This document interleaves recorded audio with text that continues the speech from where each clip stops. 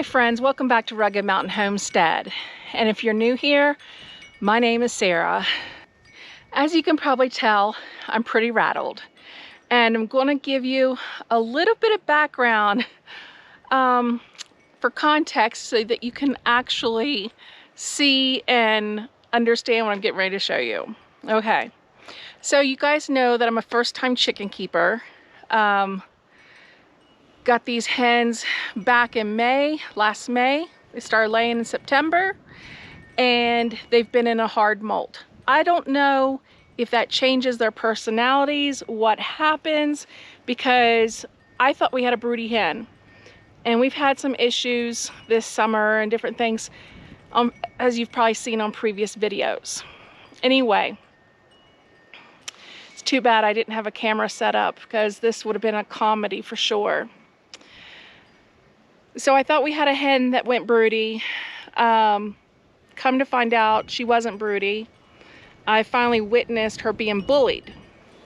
Well, I was doing the cleanup for the winter, and I opened up the nest boxes and was cleaning and changing.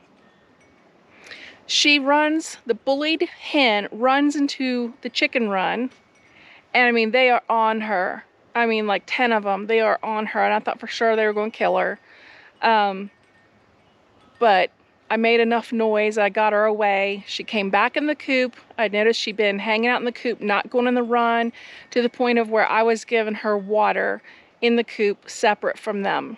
I knew that that wasn't sustainable. So I'm out there cleaning the chicken coop, and while I'm cleaning the nest boxes, I'm thinking, okay, she's back in the coop, everything's gonna be good. And then she tried to come out. I literally just grabbed her, pushed her back in. Not a problem, right? Okay. So as I'm cleaning the nest boxes out, I don't know if she took a flying leap, like if she was just done with life. But that chicken came out and face planted me. Now you're talking about, you know, a 6-pound bird, a 5-6 pound bird, face planted me, wing slapped me, my glasses went flying. I tried to catch her, but that was to no avail. I've got, you know, burn scratches on my arms, and she's loose, and so are the dogs. Dean's not home. So I get the dogs inside. Thankfully, they were so good and listened. Wyatt was right there at her, and he listened and stayed away from her. I got them in the house. Dean and I have spent the past hour chasing her. I felt bad. We weren't chasing her hard, but like trying to corral her. I felt bad because she was like, seemed to be so happy. And she went up to the run a couple times, was kind of like, you know, I think telling them off. But anyway, so we got her.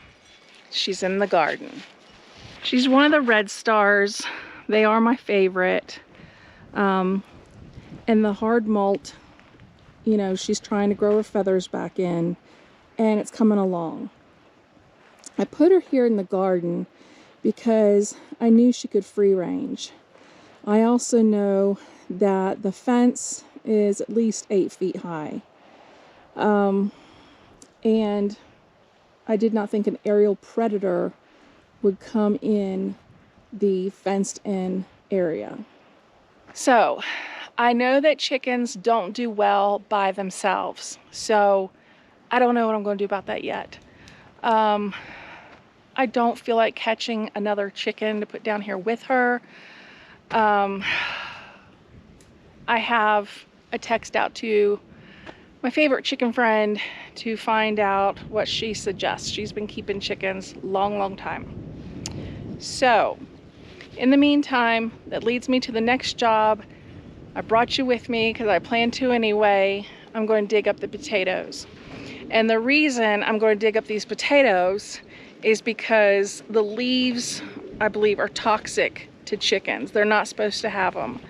And so she hasn't gotten up in any of the beds yet.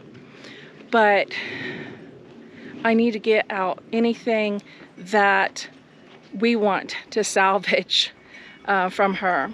So The bed's just is going to be put to bed before the first frost. I've been watching. Didn't seem like we were going to get our first frost until October. So the potatoes haven't fully died back. But you know, this is the homestead life, and stuff comes up and happens, and you just gotta work with it. So I've brought my basket down here in faith that I'm gonna get enough to put in this basket to fill this basket up. We shall see. That doesn't look too good. These had already started dying back, so I don't understand. And there is a purple potato. Great, huh?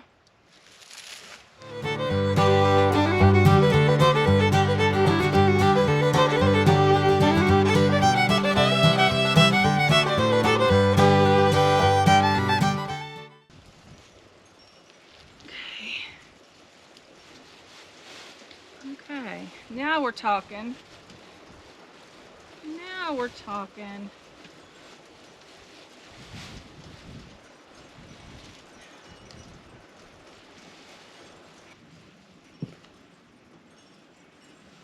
Josie sees the chicken. All right, there we go. There's one on here that's green, so can't eat it, but the others look really nice. These are white potatoes. I have white, red, and purple in here. None of them are storing potatoes, so we're just going to go through them fresh. And maybe like this little green one here, I'll leave it in the ground and then I won't need to replant next year. That's probably a good idea. Wow. The soil's beautiful. So this is what we're looking at thus far. We have some really nice ones here like this. And some of them were like growing in clusters. Here I was digging in. See how thin the skin is? But the little ones, get down in here like this. I'm just going to put back in the ground. So I'll keep the ones like this, but the itty bitties I'm going to put back in the ground, but not bad. Still have a little more to go. Okay, need a bucket, so that's a good thing. But guys, I'm not going to lie to you. I'm tired. I'm frustrated. We're supposed to get rain tonight, which I'm not going to complain about. It's supposed to rain tomorrow, but here's the dilemma. Dean and I've got to rig up some sort of enclosure for her tonight to be in here, so that the elements don't get her.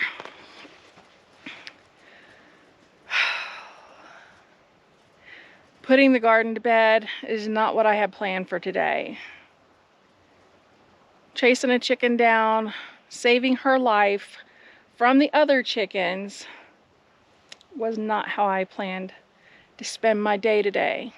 So when Dean comes down here and we start putting this enclosure together, don't come after me, because we know that there's no hardware cloth and chicken wire and all that kind of stuff.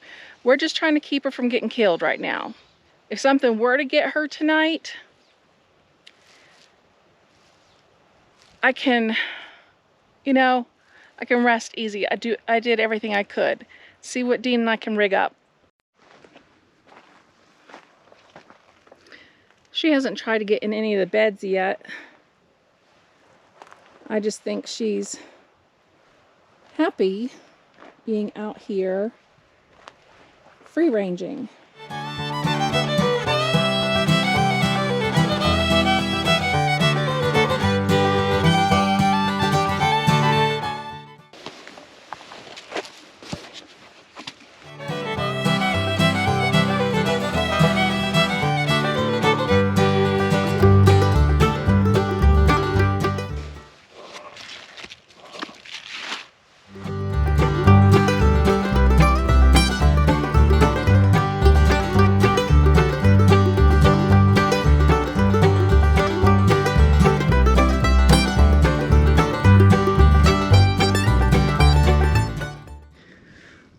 at this, loaded down with cherry tomatoes.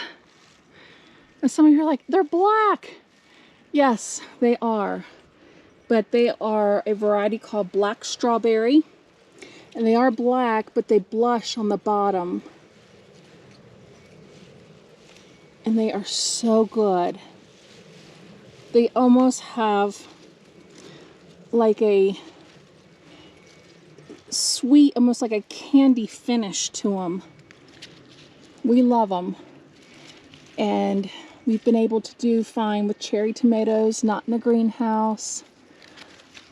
And they're very, very meaty. I encourage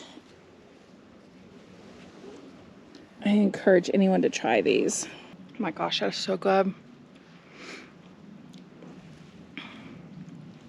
It's almost like at the very end. It's just like a really sweet punch. It's unusual, but they're really, really good.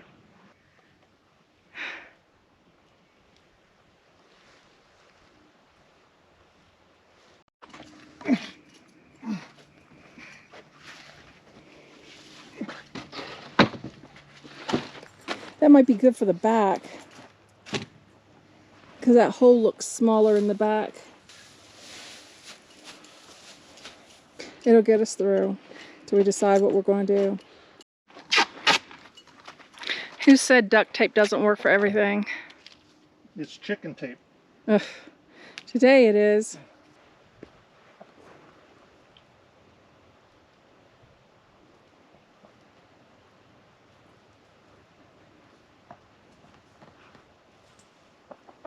It's been a tough day, hasn't it?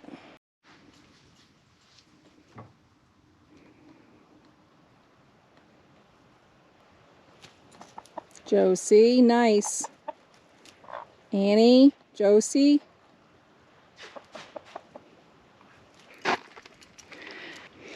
More fun on the homestead. I feel like I've lost my mind. Yeah, well. I just pulled up all the potatoes, the onions, the carrots. For a chicken that's not producing, and We don't know if she's producing or not. anyway. And you know what? We don't even know if she's going to be alive by morning because of... Who knows? Well, she definitely wouldn't have been alive if we had left her in the coop. No. I don't know what got into me. All right. If Yep. I think we're set. Now this is a homestead chicken coop, let me tell you. Yeah, there you go. She's in a hard molt and just looks awful, but...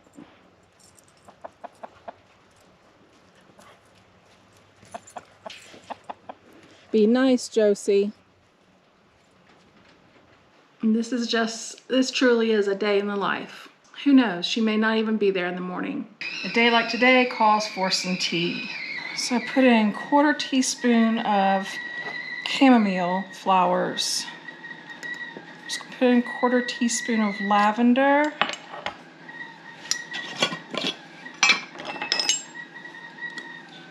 And 1/4 teaspoon, maybe 1/2 teaspoon of lemon balm.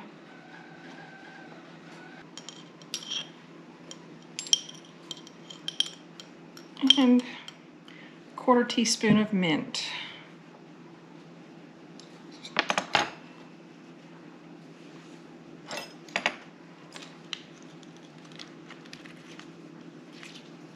This should calm the nerves.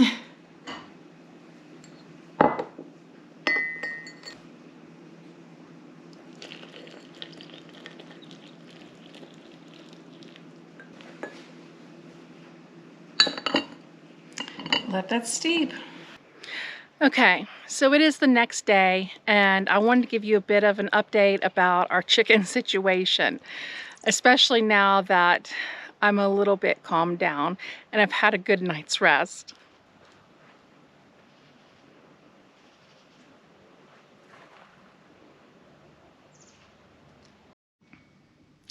That's right, friends. She made it through the night. It is going to sound crazy, I know, but I actually said a little prayer for that chicken last night. She's not a pet. They're not pets. We rely on them for eggs. but she's also one of God's creatures, and I just felt really sorry for her. I'm gonna let you in on this crazy little backstory, just a little blip. It might be a mistake, but those of you that know me, it won't be any surprise. So I've never shared my backstory, and very little tidbit here. I felt sorry for her because she was being bullied, and she was in a coop with people, chickens, that were stressing her out and being mean to her and just not letting her live her life like she's supposed to. Back in another life, I was a single mom, not by choice, and I had quite a few years of difficulty in many different aspects. And a lot of that difficulty also came from the outside influences. So I felt like this poor little chicken, I felt like I could relate, like, oh, all you want is to live a peaceful life, and there's these people doing things to you and stressing you out. And anyway, so I picked her up, Dean picked her up, we caught her together and scooped her up and put her in here, and she seems to be living a good little life in here. She's only eaten one of my zinnias, which I was fine with because she's also going to spread their seed. She's fertilizing whatever she steps in, and she's been free ranging in here. She's safe from aerial predators because the circumference is fenced in, so they won't try and land in here. And so just like me, I dreamed of this lifestyle for years and years, never really sharing it because back when I was younger, I was afraid of being laughed at. And now that I'm a little bit older, I just don't care. But this was my dream, and I wish I could have raised my kids in this environment, but that's neither here nor there now. So anyway, I got scooped up, and I'm living my best life with Dean, and thus she did too. He did tell me not to psychoanalyze the situation, but that's just how I felt. So we did have a storm last night. I don't know if she went in the shelter or not.